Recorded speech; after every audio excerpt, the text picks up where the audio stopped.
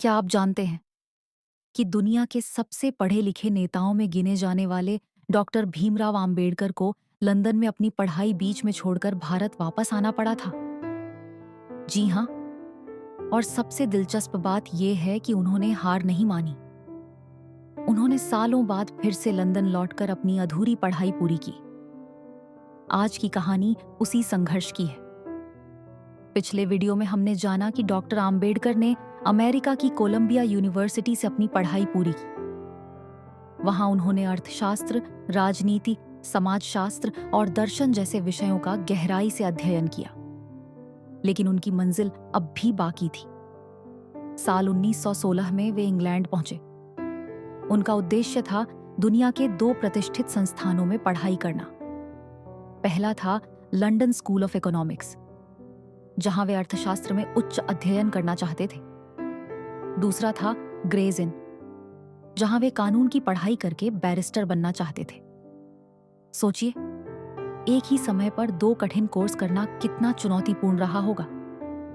लेकिन डॉक्टर आम्बेडकर के लिए शिक्षा सिर्फ डिग्री हासिल करने का साधन नहीं थी। वे मानते थे कि ज्ञान ही वह शक्ति है जो समाज में बदलाव ला सकती है। उनकी पढ़ाई का खर्च बड़ौदा राज्य की छात्रवृत्ति से चल रहा था।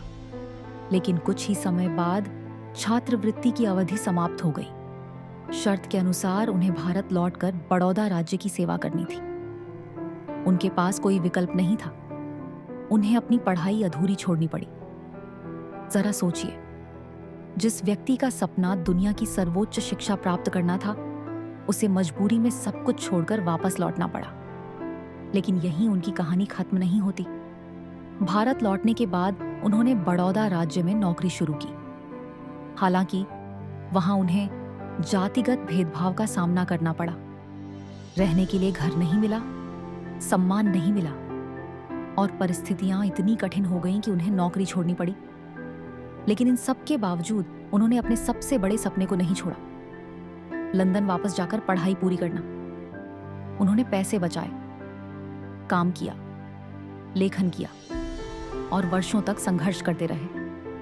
आखिरकार 1920 में वे दोबारा इंग्लैंड पहुंचे। इस बार उनके पास संसाधन बहुत सीमित।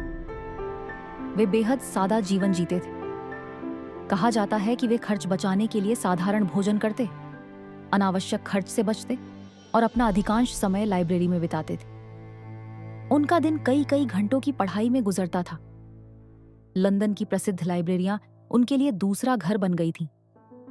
वे केवल परीक्षा पास करने के लिए नहीं पढ़ रहे थे।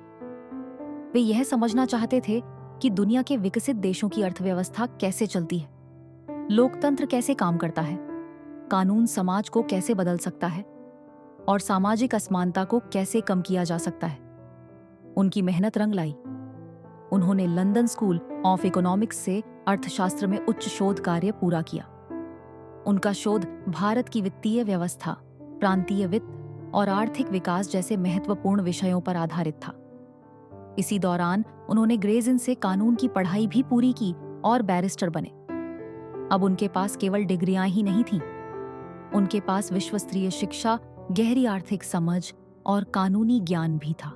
यही ज्ञान आगे चलकर भारत के संविधान निर्माण, सामाजिक सुधारों और आर्थिक सोच की नींव बना। डॉक्टर आम्बेडकर का लंदन का जीवन हमें एक बहुत बड़ी सीख देता है। कभी कभी परिस्थितियां हमें रोक सकती हैं, हमें बीच रास्ते से वापस लौटना पड़ सकता है। लेकिन अगर लक्ष्य स्पष्ट हो और इरादा मजबूत हो तो अधूरी कहानी भी एक दिन पूरी हो सकती। डॉक्टर आम्बेडकर ने साबित किया कि असली हार तब होती है जब इंसान कोशिश करना छोड़ देता है। उन्होंने पढ़ाई छोड़ी नहीं, बस कुछ समय के लिए रोकी और फिर पहले से भी अधिक मजबूती के साथ वापस लौटे।